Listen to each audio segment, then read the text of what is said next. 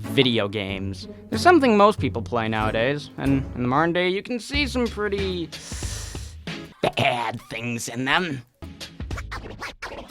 Now, video games being blamed for violence in the media is not an uncommon thing, and it certainly isn't going away as long as the angry Christian moms are still at large. But how are video games ever allowed to go from eating dots and burying extraterrestrials in a dump to bombing small towns, being a guy's head into the frying pan like a Swedish chef? So come along with me, for I'm going to take you back to the past to play the violent games that suck. Something, I don't know. I don't get paid enough for this. Okay, so the year is 1992, and arcades are big.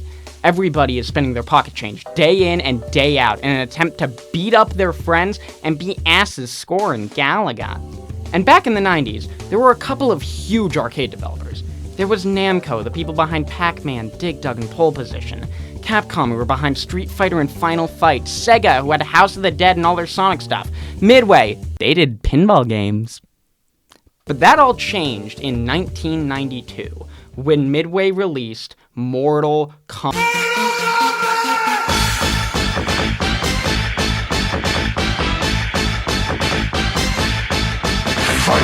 Mortal Kombat was a fighting game meant to rival Street Fighter. And when looking at the game on its own without knowing anything about it, it just looks like another regular fighting game. But instead of Ken and scary buff Mario, you have Lo Pen, Jackie Chan, Claude Van Damme, an Electric Man, and a partridge in a pear tree. But there were secrets hidden within. See, after defeating your opponent, they'd stand there, dazed for a second, as the game instructs you to finish him. And after a few quick button movements and a little carpal tunnel,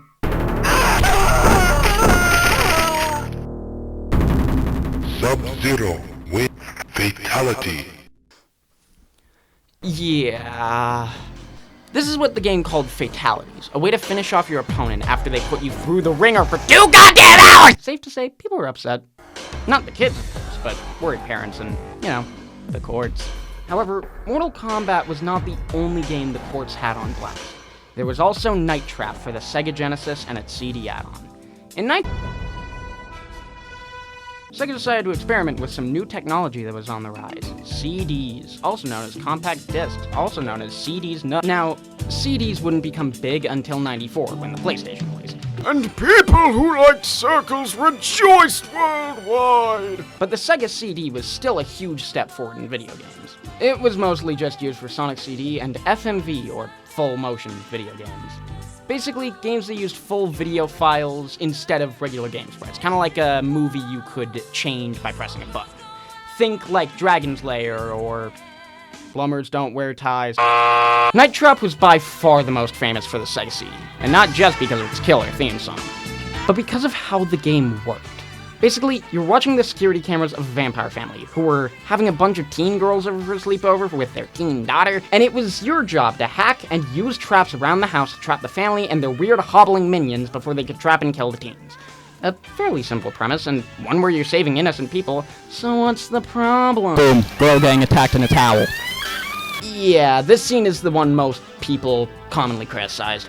A lot of people misconstrue it as a game where you watch teenagers get choked and dragged away, when in reality, all you have to do is press a button and voila, all the perverts are gone. Order Pervert Gone right now and you'll get another bottle for only 5 quintillion cents! Night Trap and Mortal Kombat would be brought up many times in multiple court discussions, as well as Doom, when trying to figure out what to do with violent video games.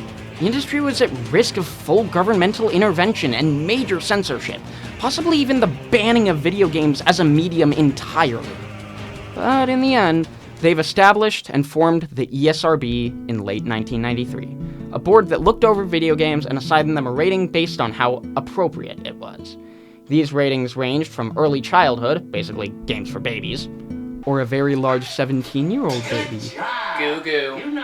E for everyone. Because Paul the Builder does not discriminate! T for teen, most commonly known for meaning almost nothing, and M for mature, games that you had to be 17 or older to play or required parental permission to buy. There's also adult only, but that's, More like adult only fans, In conclusion, Mortal Kombat and Night Trap are responsible for a lot of things. like parental controls in games and consoles, video games becoming a medium where you can really do anything without limits, and the creation of the most important video game rating board in the world because IGN don't play video games. Thank you. Now, if you don't mind me, I'm gonna go play Manhunt 2 because video games don't cause violence. That's stupid. A few moments later. I was so wrong!